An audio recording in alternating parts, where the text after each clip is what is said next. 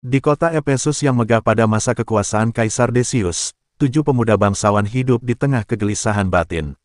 Mereka menyaksikan tekanan keagamaan yang kejam, di mana rakyat dipaksa menyembah berhala, sementara mereka sendiri menyembah Tuhan Yang Maha Esa.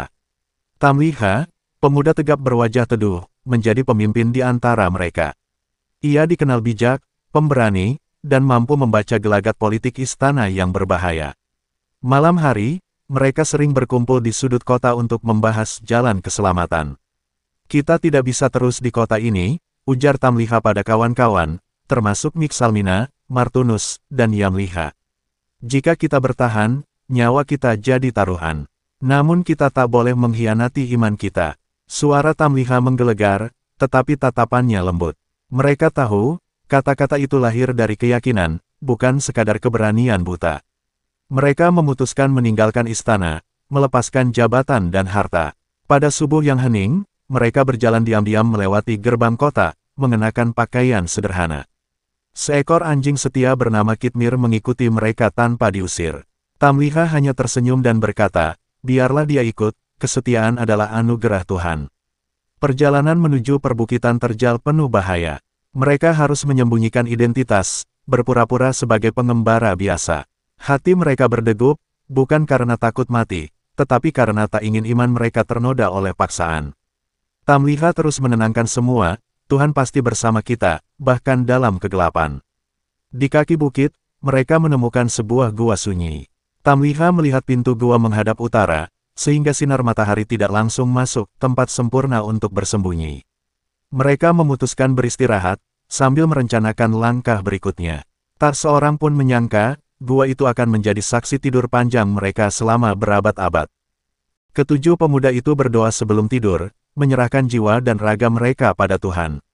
Ya Tuhan, berikan rahmat kepada kami dari sisi-Mu, dan sempurnakan bagi kami petunjuk dalam urusan kami, doa Tamliha lirih. Udara gua terasa sejuk, angin berhembus lembut, dan Kitmir merebahkan diri di pintu gua seolah menjaga mereka. Kaisar Decius segera mengetahui kaburnya para pemuda itu. Pasukan dikerahkan untuk mengejar, tetapi mereka kehilangan jejak di perbukitan. Orang-orang menduga pemuda itu mati di hutan atau tersesat di gunung. Namun, yang sebenarnya terjadi sungguh di luar nalar manusia. Dalam tidur mereka, waktu seakan berhenti. Tubuh mereka tak membusuk, wajah mereka tetap muda, dan pakaian mereka tidak lapuk. Matahari tidak membakar kulit mereka karena arah gua yang tepat. Seekor anjing penjaga setia terus terbaring di pintu, seolah membeku bersama waktu. Hari berganti minggu, minggu berganti bulan, bulan berganti tahun, dan tahun berubah menjadi abad. Kekaisaran berganti penguasa, agama terlarang menjadi agama yang diagungkan, dan dunia luar berubah total. Namun di dalam gua, ketujuh pemuda itu tertidur nyenyak, dilindungi Tuhan. Kisah mereka perlahan menjadi legenda di kalangan penduduk. Ada yang percaya mereka meninggal syahid, ada pula yang yakin mereka hilang tanpa jejak. Tak ada yang tahu, mereka sebenarnya masih hidup, hanya saja dalam tidur panjang yang tak terjangkau oleh logika manusia. Saat para pemuda itu memutuskan untuk melarikan diri dari kejaran penguasa zalim, langkah mereka dipenuhi dengan rasa takut sekaligus keyakinan yang mendalam.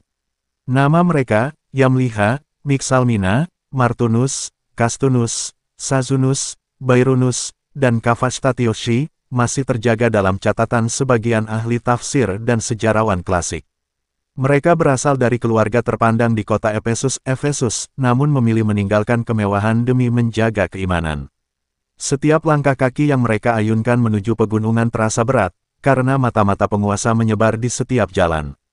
Menurut riwayat yang dikenal, kota mereka saat itu dipimpin oleh Raja Decius yang memaksa rakyat menyembah berhala. Ketika para pemuda ini menolak, ancaman hukuman mati pun diumumkan.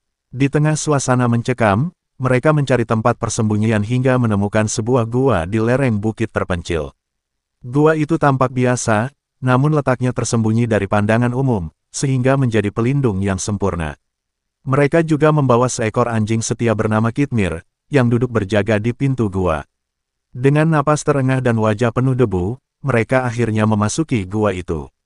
Di dalamnya terasa sejuk dan sunyi, hanya terdengar suara angin berdesir melewati celah batu.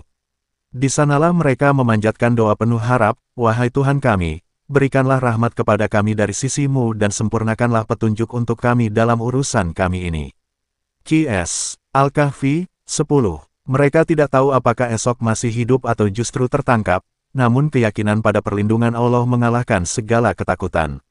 Saat rasa letih melanda, kantuk berat tiba-tiba menyelimuti mereka. Satu persatu mata mereka terpejam, tubuh mereka rebah di lantai gua. Dalam keadaan itu, Allah menidurkan mereka selama berabad-abad lamanya, melampaui batas usia manusia. Cahaya matahari pun diarahkan oleh kuasanya agar tidak langsung membakar tubuh mereka, sinarnya miring saat terbit dan terbenam, sementara mereka terus diputar ke kanan dan ke kiri agar jasad tidak rusak. Seekor anjing yang duduk di depan pintu gua menjaga mereka seolah tetap terjaga. Di luar sana, para pengejar yang dikirim raja mencari ke segala penjuru, tetapi tidak menemukan jejak mereka. Waktu terus berjalan, hari berganti tahun, tahun berubah menjadi abad. Peradaban kota itu pun perlahan berubah, generasi berganti tanpa mengetahui kisah 7 pemuda beriman yang tertidur. Gua itu tetap sunyi, tetapi menjadi saksi bisu kekuasaan Tuhan yang mampu mengendalikan waktu, menjaga tubuh manusia tanpa rusak meski terlelap ratusan tahun lamanya. Waktu terus bergulir tanpa terasa. Mereka yang tertidur di dalam gua tidak merasakan matahari terbit atau terbenam, tidak mendengar keramaian kota atau derap kaki prajurit yang dulu mengejar mereka. Allah melindungi telinga mereka dari segala suara, sehingga tidur mereka begitu dalam dan damai. Sementara itu, kerajaan yang dulu menindas kaum beriman pun runtuh, digantikan generasi baru yang bahkan tidak mengenal peristiwa pengejaran itu. Ketika mereka akhirnya terbangun, matahari pagi menyelinap lembut ke dalam gua. Tubuh mereka masih segar seolah hanya tidur semalam. Yamliha, yang dikenal sebagai pemimpin kelompok itu, mengira mereka baru tertidur beberapa jam saja. Mereka saling bertanya, sudah berapa lama kita tertidur? Sebagian menjawab, mungkin sehari atau setengah hari, tanpa menyadari bahwa mereka telah terlelap selama 309 tahun menurut hitungan Hijriyah. Karena lapar mulai terasa, mereka sepakat mengutus Yamliha pergi ke kota membeli makanan. Sebelum keluar, mereka berdoa agar tidak dikenali oleh siapapun yang masih setia pada penguasa zalim. Dengan membawa koin perak kuno di saku, Yamliha melangkah penuh hati-hati, menuruni bukit menuju pasar. Namun, sejak awal ia merasakan keanehan, jalan-jalan kota telah berubah, bangunan tampak berbeda, dan tulisan pada dinding tak lagi sama. Saat tiba di pasar, Yamliha semakin heran melihat pakaian penduduk dan cara mereka berbicara. Ia menyerahkan koin perak untuk membeli roti, tetapi sang penjual justru menatapnya penuh curiga. Koin itu sudah tidak berlaku ratusan tahun lamanya, dan para pedagang mengira Yamliha menemukan harta karun kuno. Kabar tentang pemuda asing dengan koin kuno segera menyebar ke penjaga kota dan akhirnya sampai ke telinga penguasa setempat. Alih-alih ditangkap, Yamliha justru disambut hangat. Raja yang berkuasa saat itu adalah seorang mukmin yang menjunjung tinggi agama Tauhid. Mendengar kisah Yamliha, sang raja terkejut dan segera pergi ke gua bersama para penduduk. Mereka menyaksikan langsung ketujuh pemuda beriman yang masih hidup setelah tidur berabad-abad. Peristiwa ini menjadi bukti kekuasaan Allah tentang kebangkitan manusia setelah mati, sebagaimana dijelaskan dalam Al-Quran Surat Al-Kahfi ayat 18-21. Saat rombongan raja dan penduduk kota tiba di pintu gua, pemandangan yang mereka lihat membuat semua orang terpana. 7 pemuda beriman itu duduk dengan wajah bercahaya, meski pakaian mereka sudah lusuh dimakan usia. Anjing mereka, Kitmir, tetap berada di pintu gua seakan-akan masih berjaga. Orang-orang tidak dapat menahan rasa haru, banyak yang menangis melihat bukti nyata kekuasaan Allah di hadapan mata. Raja yang beriman itu menenangkan Yamliha dan kawan-kawan. Ia berkata bahwa zaman telah berubah, dan tidak ada lagi penyembahan berhala yang mereka takutkan dulu.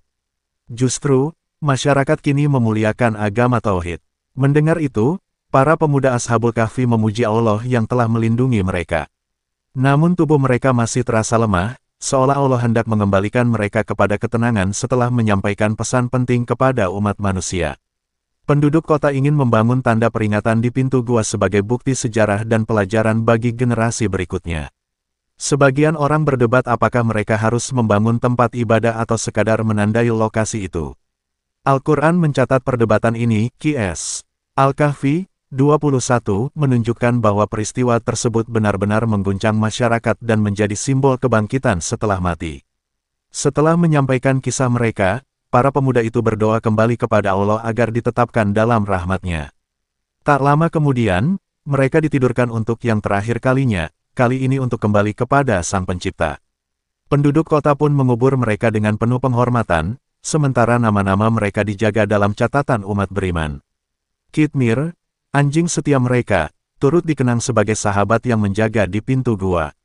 Kisah ini menyebar luas, menjadi bukti nyata tentang kekuasaan Allah dalam menghidupkan kembali manusia di hari kebangkitan.